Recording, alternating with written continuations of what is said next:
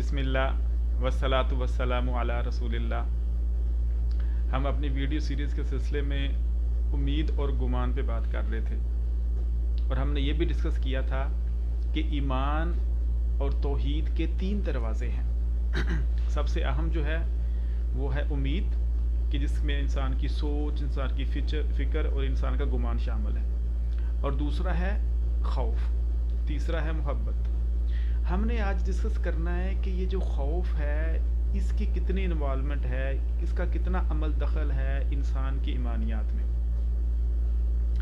جو خوف ہے وہ بڑا پاورفل ایموشن ہے، اور یہ خوف ہی ہے جو ہمیں بہت سارے نقصانات، مصیبتوں اور پریشانیوں سے بچاتا ہے۔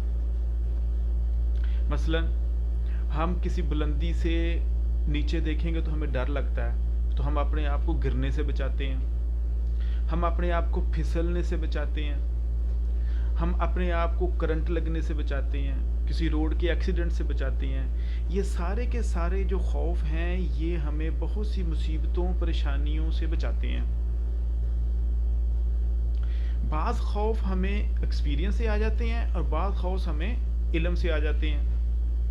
جیسے ہمیں کوئی علم سے یہ پتہ چلے کہ بہت خطرناک طوفان آ رہا ہے، تو ہم اس علاقے کو چھوڑ کے کسی اور علاقے میں جائیں گے جہاں پہ ہمیں سیفٹی محسوس ہوگی۔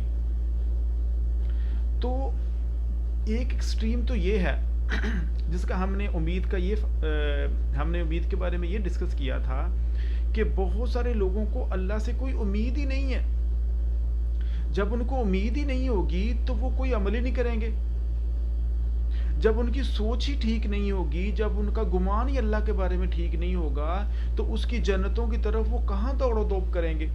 اللہ تعالیٰ کہتے ہیں وَسَارِعُوا إِلَىٰ مَغْفِرَةٍ مِّن رَبِّكُمْ وَجَنَّاتٍ، کہ اس جنت کی طرف دوڑو جس کی چوڑائی جو ہے نا وہ آسمان اور زمین کی طرف کے برابر ہے۔ دوڑو اللہ کی مغفرت اور اللہ کی جنت کی طرف۔ تو جس کو اللہ کی مغفرت اور اللہ کی جنت کی امید ہوگی وہ دوڑے گا، وہ اس کی طرف دوڑ لگائے گا، اور جس کو امید نہیں ہے وہ دنیا کی طرف دوڑ لگائے گا۔ تو بیسیکلی یہ 2 ڈیفرنٹ طرح کی دوڑ لگی ہوئی ہیں یہاں پہ۔ ایک اپنی آخرت سنوارنے کے لیے دوڑ رہا ہے، اور ایک اپنی دنیا سنوارنے کے لیے دوڑ رہا ہے۔ اور یہ ضروری نہیں ہے کہ جو بندہ آخرت کے لیے دوڑ رہا ہے اس کو دنیا پوری ہی قربان کرنی پڑتی ہے۔ دنیا میں بھی وہ اتنا ہی لے گا جتنا کہ اس کی ضرورت ہے، کہ انہیں اپنی ضرورتیں پوری کرنی ہیں۔ تو اگر تو امید قائم ہے تو بندے کی دوڑ اس اللہ کی مغفرت اور جنت کی طرف مسلسل رہے گی۔ جو ہی امید اور گمان اور سوچ اللہ کے بارے میں خراب ہوئی، بندے کی دوڑ اللہ کی مغفرت اور اللہ کی جنت کی طرف کمزور ہو جائے گی۔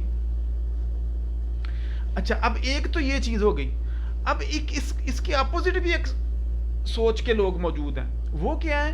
ان کی امید تو بہت زیادہ ہوتی ہے، وہ اللہ سے بہت زیادہ امید اور پر ہوپفل ہوتے ہیں، لیکن خوف کوئی نہیں ہوتا، اللہ کا ڈر کوئی نہیں ہوتا ان کے اندر۔ تو کیا کہتے ہیں؟ بھی آپ نے نماز نہیں پڑھی، وہ جی اللہ بڑا غفور الرحیم ہے، اللہ تعالیٰ مجھے معاف کر دے گا۔ جیسے دنیا میں مجھے بہت کچھ ملا ہے، ایسے آخرت میں بھی مجھے بہت کچھ ملے گا۔ یہ سب مولوی صاحب ڈراتے رہتے ہیں ہمیں،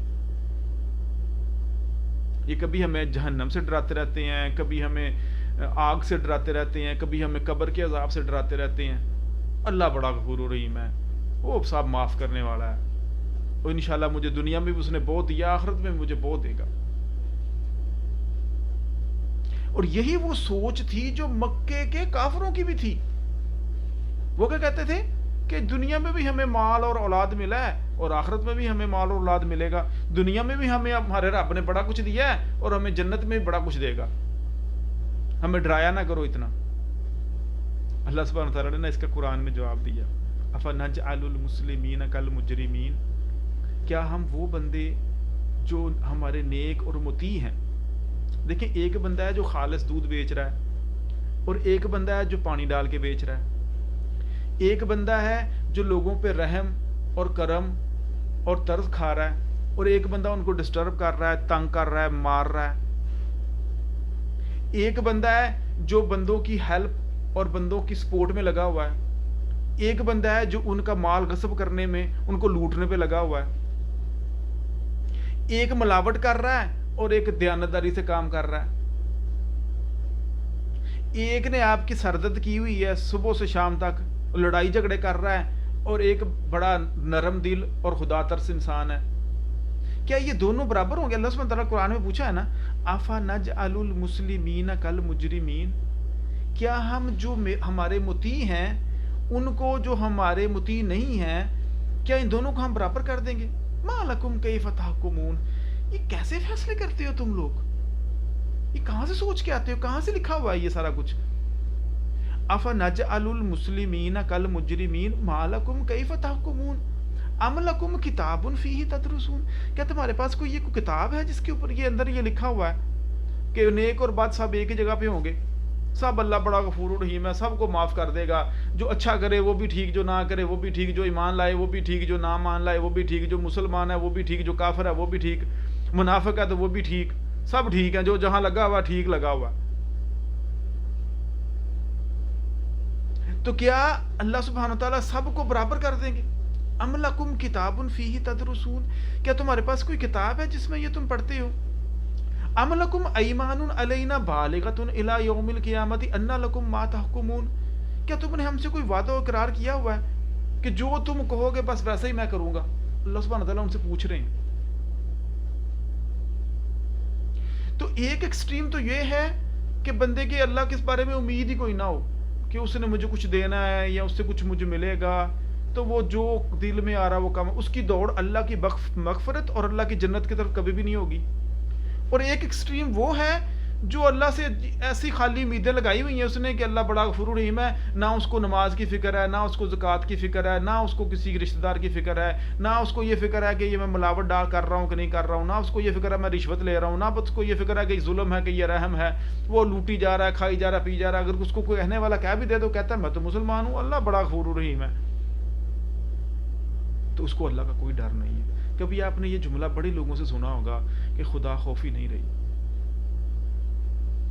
یہ جملہ کب سنتے ہیں آپ؟ جب کسی پہ ظلم دیکھتے ہیں، جب کسی کا کوئی ظالم کسی پہ ظلم کرتا ہے، جب جابر کوئی جبر کرتا ہے، جب غاصب کوئی غصب کرتا ہے چیز کو، جب اپنی آنکھوں سے آپ کوئی ظلم دیکھتے ہیں، قتل دیکھتے ہیں، چوری اور ڈکیتی دیکھ رہے ہیں، ملاوٹ دیکھ رہے ہیں، رشوت دیکھ رہے ہیں، جب حق والے کو اس کا حق نہیں مل رہا، عدالت میں انصاف نہیں مل رہا، تو بندہ پکار اٹھتا ہے یار خدا خوفی ختم ہو گئی ہے. تو اس کا مطلب یہ ہوا کہ جو خالی امیدیں لگائی ہوئی ہیں اس کا ایک بڑا اہم چیز اس کے اندر مس ہے. وہ کیا؟ اس کے اندر خوف مس ہے. تو نہ تو ایسا بندہ ہو کہ اس کو امید ہی کوئی نہ ہو، تو اس کی دوڑ بھی اللہ کی جنت اور اس کی مغفرت طرف نہ ہوگی، اور نہ ایسا بندہ ہو کہ اس کو امید تو ہے لیکن خوف کوئی نہیں ہے. اللہ تعالیٰ کہہ رہے ہیں تتجافا جنوبہم عن المضاجع یدعون ربہم خوفا وطمعا ومما رزقناہم ینفقون، کہ اللہ کے بندے تو وہ ہیں کہ ان کے پہلو ان کے بستروں سے جدا رہتے ہیں اور اپنے رب کو خوف اور امید سے پکارتے ہیں. اور اس کی ایک نشانی یہ ہوگی کہ وہ اپنے مال کو اللہ کی راہ میں خرچ کریں گے. یہ امید اور خوف ایمان کی وہ دو شاخیں ہیں جن کے ساتھ ہی پرندہ اڑے گا. ایک پرندے کے دو پر ہوں گے تو وہ پرواز کر سکے گا، اگر ایک پر اس کا کاٹ دیا تو وہ پرندہ پرواز نہیں کر سکے گا. تو یہ اگر تو انسان کی امید زیادہ ہو گئی اور خوف کم ہو گیا تو یہ بھی خرابی ہے اس کے لیے، اور اگر امید کم ہو گئی اور خوف زیادہ ہو گیا یہ بھی خرابی ہے. یہ کیسے ہو سکتا ہے؟ ایک بندہ کہے جی میں تو جناب جتنی مرضی نعمتیں، میں نے تو اتنے گناہ کر لیے ہیں، میں تو اتنا پاپی ہوں، میں تو اتنا خراب بندہ ہوں، اب مجھے کہاں بخشنا، جہنم تو پکی پکی میرے لیے ہی ہے. یا یہ جو سارے ہیں نا، یہ جو اداکار، فنکار، موسیقار، سارے یہ سارے جہنمی ہیں، اس کو کوئی امید نہیں ہے اللہ سے، وہ خوف ہی خوف اس نے دلایا ہوا سب کو کہ یہ سارے جہنمی ہیں. یہ اس ایکسٹریم پہ چلے گئے ہیں. یا تو خوف اتنا غالب آ گیا ہے کہ اللہ کی رحمت کی امید ہی ختم ہو گئی ہے، یا امید اتنی غالب ہو گئی ہے کہ اللہ کا خوف ہی کوئی نہیں ہے. تو اللہ سبحانہ تعالیٰ ان دونوں کو بیلنس کرتے ہیں. اولئک الذین یدعون یبتغون الی ربہم الوسیلۃ ایہم اقرب ویرجون رحمتہ ویخافون عذابہ ان عذاب ربک کان محذورا. اللہ تعالیٰ کہہ رہے ہیں میرے تو وہ بندے ہیں جو اللہ تعالیٰ کو اس طرح پکارتے ہیں یرجون رحمتہ و یخافون عذابہ، وہ اللہ کی رحمت کی بھی امید رکھتے ہیں اور اس کے عذاب سے بھی ڈرتے ہیں. نہ تو خوف اتنا زیادہ ہو جائے کہ بندہ کہے نا میں نے تو پکا جہنم میں جانا ہے یا یہ سارے جہنمی ہیں، اور اس کو اللہ کی بخشش اللہ کی مغفرت کی کوئی امید ہی نہ رہے اور وہ ہر برا کام کرے گا. نہ اتنی امید زیادہ ہو جائے کہ انسان کو خوف ہی نہ رہے اللہ کا. حضرت عمر نے کہا تھا نا اسی ایکویشن کے بارے میں، اس امید اور خوف کی ایکویشن کے بارے میں، اگر سارے کے سارے بندے بھی اللہ تعالیٰ نے جہنم میں پھینک دیے اور صرف ایک بندہ جنت میں گیا تو مجھے اتنی امید ہے کہ وہ میں ہی ہوں گا. اتنی امید ہے اللہ سے. اللہ اکبر. اور لیکن خوف کتنا ہے کہ اگر اللہ تعالیٰ نے سارے کے سارے بندے بھی جنت میں بھیج دیے اور صرف ایک بندہ جہنم میں گیا تو مجھے خوف ہے کہیں وہ میں ہی نہ ہوں. اور خوف یہ نہیں ہے کہ انسان ایسے اللہ سے خوف کرے جیسے بندہ کسی سانپ سے ڈرتا ہے یا کسی زہر سے ڈرتا ہے یا کسی بجلی سے ڈرتا ہے نا، ایسے نہ خوف ہو اللہ سے. نہیں، قل انی اخاف ان عصیت ربی عذاب یوم عظیم. خوف تب آنا چاہیے جب بندہ اللہ کی نافرمانی کرے، جب اللہ کی عبادت اس کے حق کے مطابق نہ کر سکے تو بندہ اس سے ڈرے. قل انی اخاف ان عصیت ربی عذاب یوم عظیم. خوف تب آنا چاہیے جب ملاوٹ کرنے لگیں، خوف تب آنا چاہیے جب رشوت لینے لگیں، خوف تب آنا چاہیے جب قتل کرنے لگیں کہ اللہ کی پکڑ بڑی سخت ہے. ان بطش ربک لشدید. اللہ کی پکڑ بڑی سخت ہے. اگر یقین نہیں آتا تو ذرا کل سیرو فی الارض، ذرا زمین میں چل پھر کے دیکھو کہ پچھلے لوگوں کو کیا حال ہوا. تو اللہ سبحانہ وتعالی ہمیں نہ صرف امید دلا رہے ہیں بلکہ امید کے ساتھ ہمیں خوف بھی دلا رہے ہیں. اگر خوف نہیں ہوگا تو جہنم کے ہونے یا نہ ہونے کا کوئی فائدہ نہیں ہے. اگر امید نہ ہو تو جنت کے ہونے اور نہ ہونے کا کوئی فائدہ نہیں ہے. تو ہم نے ان دونوں کو بیلنس کرنا ہے. جو ہی ہماری امید کم ہونے لگی ہم نے اس امید کو اوپر لے کے آنا ہے، اور جو ہی ہمارا خوف کم ہونے لگا ہم نے اس خوف کو اوپر لے کے آنا ہے. یہ دونوں چیزیں ہمارے اندر موجود رہیں گی تو ہم صراط مستقیم پہ رہیں گے. نہ تو اتنی امید لگا دیں کہ خوف ختم ہو جائے اور نہ اتنا خوف رکھ لیں کہ امید ہی ختم ہو جائے. کبھی آپ نے ایسے شخص کو دیکھا ہے جو کہتا ہے جب تو میں تو پکا ہی جہنمی ہوں، اب جو کرنا کر لو. اب ایک گناہ کیا وہ کہہ رہے دو اور کر لو، دو کیے دو اور کر لو. اور جو ارد گرد کا معاشرہ ہے وہ بھی اس کو بلیم کر رہا ہوتا ہے کہ 900 چوہے کھا کے بلی حج کو چلی، اب تمہیں حج یاد آیا. تو معاشرہ بھی ایسے بندے کو سپورٹ نہیں کر رہا جو بیچارہ نیکی کی طرف آنا چاہ رہا ہے، کہ وہ کہہ رہا ہے تو اتنا پاپی ہے، اتنا گناہ گار ہے، تو اب کدھر آ رہا ہے اللہ کی طرف. یعنی کہ اس کو ڈسکرج کر رہے ہیں. تو نہ تو انسان اللہ سے اتنا نا امید ہو جائے کہ اللہ کی بخشش کی، قل یا عبادی الذین اسرفوا علی انفسہم لا تقنطوا من رحمت اللہ. وہ بندوں جنہوں نے اپنی جانوں پہ بڑا ظلم کر دیا ہے، اللہ کی رحمت سے نا امید نہ ہونا. نبی علیہ السلام نے اس بنی اسرائیل کے اس بندے کی بات بتائی نا کہ جس نے 99 قتل کر لیے ہیں. اب وہ ایک امام صاحب کے پاس جا کے کہنے لگا کہ جی میرے جیسے بندے کی بھی بخشش ہو سکتی ہے. تو اس نے کہا نہیں تیری کوئی بخشش نہیں ہے. تو نے کہا اچھا پھر میری بخشش نہیں ہے. تو اس نے اس کو بھی قتل کر دیا. اب 100 قاتل ہو گئے، 100 لوگوں کو قتل کیا اور اس میں سے ایک امام بھی ہے. اب کسی نے اسے بتایا کہ علم والا بندہ اس کے پاس جاؤ. جب اس نے پوچھا ہے تو وہ کہہ رہا ہے ہاں تمہاری بخشش ہوتی ہے لیکن تم یہ معاشرہ یہاں سے ذرا ہجرت کر کے چلے جاؤ. اب رستے میں اس کی موت آ رہی ہے. رستے میں یہ بندہ واقعہ ذرا لمبا ہے. اب رستے میں وہ ہجرت کر کے جا رہا ہے اچھے علاقے کی طرف. برے علاقے سے اس نے اس کو مشورہ دیا یہاں سے تم چھوڑ کے اچھے علاقے کی طرف چلے جاؤ تو تمہاری بخشش ہو جائے گی، تمہارا رہن سہن جو ہے نا وہ طور طریقہ بدل جائے گا تو تمہیں اللہ کی بخشش ہو جائے گی تمہارے لیے. تو وہ چل پڑا تو رستے میں اس کی موت آ گئی. لیکن وہ موت کی کشمکش کے دوران بھی وہ مسلسل موو کرتا رہا. تو اللہ سبحانہ تعالیٰ نے فرشتوں کو بھیجا نا تو جنت کے فرشتے بھی آ گئے ہیں اور جہنم کے فرشتے بھی آ گئے کہ یہ تو اس نے تو 100 قتل کیے ہوئے ہیں. اور دوسرے کہہ رہے ہیں نہیں یہ بندہ جنتی ہے کیونکہ اس نے توبہ کر لی ہے. تو اللہ سبحانہ تعالیٰ نے کہا کہ تم زمین کو ناپ لو. جب زمین ناپی گئی ہے تو جس کی طرف زیادہ ہے یہ بندہ اسی کی طرف ہے. تو مفسرین نے یہ بھی لکھا ہے کہ جہنمیوں کی طرف وہ بندہ زیادہ ہو رہا تھا، اللہ سبحانہ تعالیٰ نے حکم دیا کہ زمین کو سکڑنے کا، تو جب فرشتوں نے ناپا تو یہ نیک لوگوں کی طرف زیادہ نکل آئی، تو جنت کے فرشتے اس کو لے کے جنت کی طرف چلے گئے. تو یہ تو اللہ کی رحمت ہے کہ 100 قتل کرنے والا بندہ صرف ایک توبہ سے جنت میں چلا گیا. تو ہم کتنے بھی بڑے گناہگار ہو جائیں لیکن اللہ سے امید ختم نہ کریں. یہ ایک گناہ اس بات کی بنیاد نہ بنے گا چلو 2 اور کر لو آپ،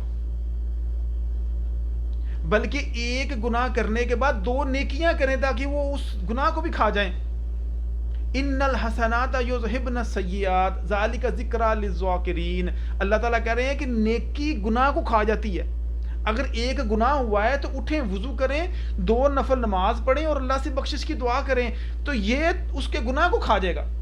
نہ کہ ایک گناہ ہو گیا تو بندہ کہ چل یار اب یہ گناہ تو ہو گیا ہے اب ایک اور کر لیتے ہیں. یہ تو ایسا ہی ہے جب بندہ ایک کسی جگہ بارش میں چل رہا تھا تو کیچڑ پہ اس کا پاؤں کیچڑ پہ پڑا تو اس کی کپڑوں میں تھوڑے گندگی کے قطرے پڑ گئے، پانی پڑ گیا. وہ کہہ رہا یار یہ تھوڑا گندا ہو گیا، چلو آپ کسی گندے نالے میں چھلانگ لگا دیتے ہیں، تھوڑا اور گندے ہو جاتے ہیں. ایسا کوئی کرتا ہے؟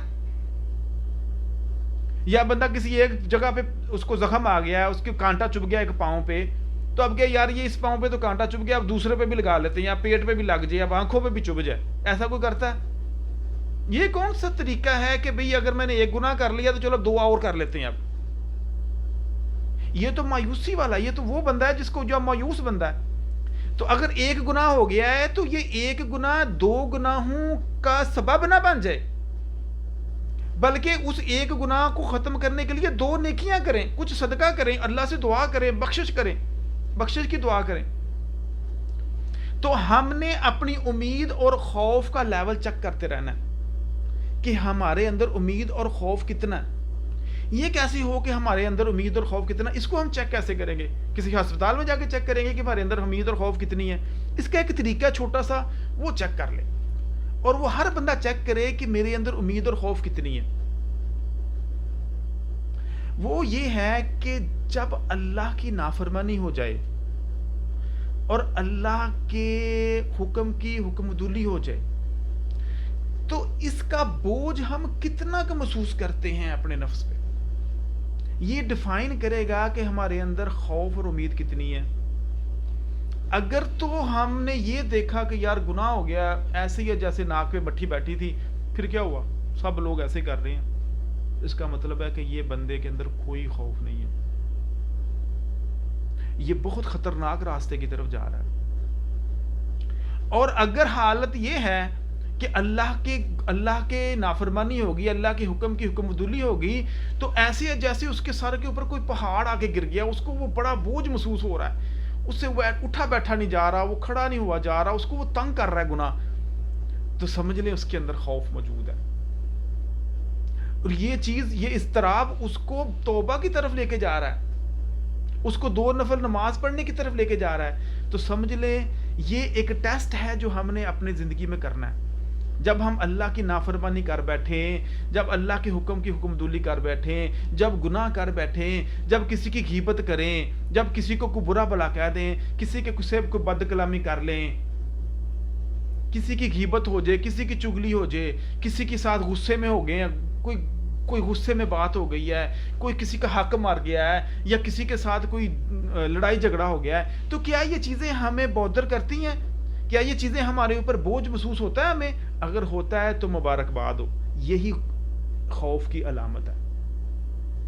ان عذاب ربک کان محذورا، کیونکہ اللہ کا عذاب ہے ہی ڈرنے کی چیز، وہ ہے ہی بڑا سخت. ان بطش ربک لشدید، وہ ہے ہی بڑا شدید. تو اس میں مبارکباد ہے. تو آج ہم نے اس لٹمس ٹیسٹ کو ٹیسٹ بنایا، یہ ہمارا پیرامیٹر ڈیفائن ہوا ہے کہ ہم نے یہ دیکھنا ہے کہ ہمارے اندر خوف کتنا ہے. اور اگر ہم نے یہ دیکھنا ہے کہ ہمارے اندر خوف کتنا ہے، تو ہم یہ دیکھیں کہ ہمارے اندر اضطراب کتنا ہوتا ہے جب ہم اللہ کی نافرمانی کرتے ہیں. نبی علیہ السلام نے فرمایا کہ منافق کی مثال ایسے ہے کہ جب وہ کوئی گناہ کرتا ہے تو وہ ایسے دیکھتا ہے جیسے ناک پہ مٹھی بیٹھی ہے، اس کو اڑا دیا، کچھ بھی نہیں ہوا. پھر کیا ہوا؟ سب کر رہے ہیں. اور مومن گناہ کو ایسے دیکھتا ہے جیسے ایک پہاڑ اس کے سر پہ گر پڑا. تو ہم نے دیکھنا ہے کہ ہمارا مومنوں والا ایٹیچیوڈ ہے یا منافقوں والا گناہ کے بعد. اللہ تعالیٰ سے دعا ہے کہ اللہ تعالیٰ ہمیں سمجھنے کی اور اس پر عمل کرنے کی توفیق عطا فرمائے. اللہ تعالیٰ ہمیں اپنا محاسبہ کرنے کی توفیق عطا فرمائے. اللہ تعالیٰ ہمیں یہ دکھا دے کہ ہم کتنے پانی میں ہیں. ہم لوگوں کی اصلاح کرنے سے پہلے ہم پہلے اپنی اصلاح کر لیں. السلام علیکم ورحمۃ اللہ وبرکاتہ.